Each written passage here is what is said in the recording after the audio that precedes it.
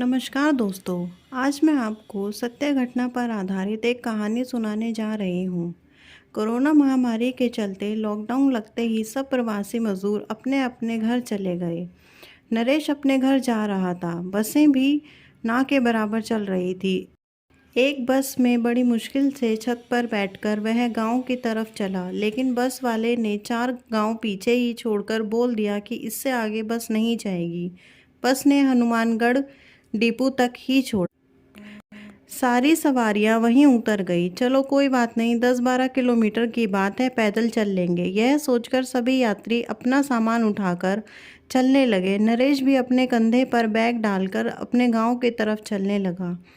काफ़ी देर चलने के बाद शाम गहरी हो रही थी। उसके साथ चलने वाले ज़्यादातर यात्री साथ लगते गाँव में जा चुके थे। उसका गांव अभी आगे था। आज पहली बार उसे लगा कि उसका गांव कितनी दूर है। वह धीरे धीरे चलता रहा। अब अंधेरा काफ़ी हो चुका था। तभी रास्ते में उसे एक बूढ़ी औरत धीरे धीरे चलती हुई अपने से आगे दिखी। वह बोला, काकी आप कहाँ जा रही हो? उसने बोला, बेटा मैं तो यहीं पास के गांव में रहती हूँ, पानी लेकर आ रही थी। तूने कहाँ जाना है, इतनी रात हो गई है? वह बोला, मैं मांगन खेड़ी में रहता हूँ, बस अब थोड़ा दूर ही रह गया है। बूढ़ी औरत बोली, आजा, मेरा घर पास में ही है, कुछ खा ले फिर आगे चले जाना बेटा, या सुबह चले जाना। नहीं, अब तो पहुँचने ही वाला हूँ बेटा, कुछ खा ले, मेरा घर यहाँ सड़क के साथ ही है। बूढ़ी औरत ने बहुत ही प्यार से कहा। नरेश थक भी गया था, उसे भूख प्यास भी लगी थी। प्यार भरे अनुरोध से वह इनकार न कर सका। उसने कहा, ठीक है काकी। इतना कहकर वह बूढ़ी औरत के पीछे पीछे उसके घर की तरफ चल पड़ा। एक पल के लिए उसके मन में आया कि क्या वह ठीक कर रहा है, क्योंकि बचपन में उसने भूतों की बहुत सी कहानियाँ सुनी थी कि वह रात को ऐसे सुनसान सड़कों पर मिल जाते हैं, आपके साथ चलते हैं, फिर बहला कर आपको अपने साथ ले जाते हैं, बातें ऐसे करते हैं जैसे सचमुच के इंसान हो, लेकिन जब आपकी आंख खुलती है तो वह सब गायब हो जाता है। उसे एक पल के लिए लगा कि यह अम्मा भी किसी भूतिया कहानी का पात्र तो नहीं।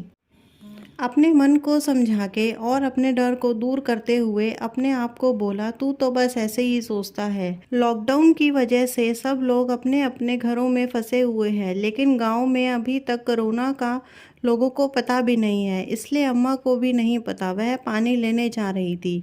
पानी लेकर आई है। अम्मा ने उसे बैठाया। छोटी सी झोपड़ी में अम्मा अकेली ही रहती थी, लेकिन आसपास दूर तक कोई गांव घर नहीं दिख रहा था।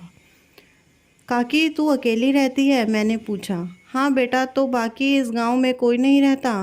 नहीं, सूखा पड़ने के बाद सब लोग आगे वाले गांव में चले गए, मेरा घर ही रह गया। इतना कहकर अम्मा थाली में मक्की की रोटी और अचार रख ले आई। यह ले, खा ले। नरेश ने रोटी खाई। पेट भरने से वह थोड़ी देर बाहर चारपाई पर ही लेट गया। चारपाई पर लेटते ही उसकी आंख लग गई। काफ़ी दिनों बाद इतना चलने के कारण वह काफ़ी थका हुआ महसूस कर रहा था, सो लेटते ही सो गया। सुबह जब आंख खुली तो उसने देखा एक टूटी चारपाई पर लेटा हुआ है, आसपास कोई भी नहीं है।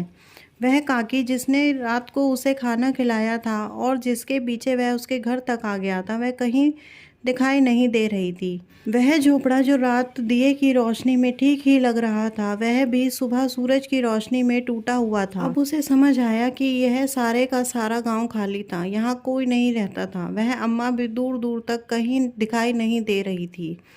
उसने इधर उधर कुछ ढूंढने की कोशिश की, लेकिन कुछ नहीं दिखाई दिया।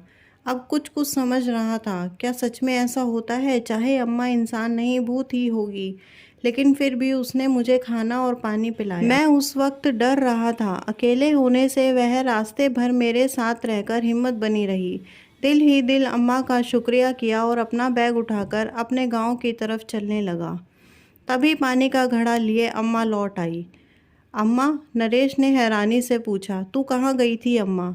और अपने दिमाग में बनाई कहानी पर झेप रहा था। बेटा मैं पानी लेने गई थी, तू तो रात खाना खाकर सो गया था, फिर मैंने उठाया नहीं कि तू थका हुआ इतने कोस से पैदल चलकर आया है।